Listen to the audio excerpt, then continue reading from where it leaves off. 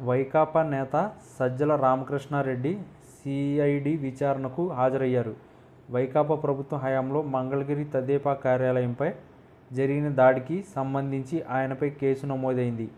ఈ క్రమంలో గుంటూరు సిఐడి ప్రాంతీయ కార్యాలయంలో విచారణకు హాజరయ్యారు. సజ్జలతో పాటు దేవినేని అవినాష్ విచారణకు హాజరయ్యారు.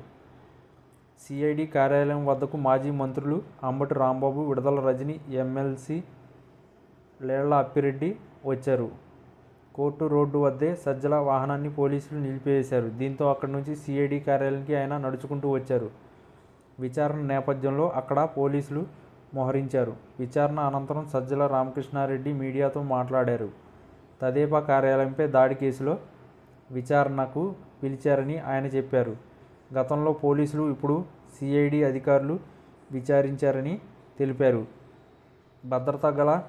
బాధ్యత గల పౌరుడిగా హాజరయ్యానన్నారు. కార్యాలయంపై దాడి సమయంలో తాను ఉప ఎన్నికల హడావుడిలో ఉన్నానని, కానీ దాడులను సమర్థించడం లేదని పేర్కొన్నారు.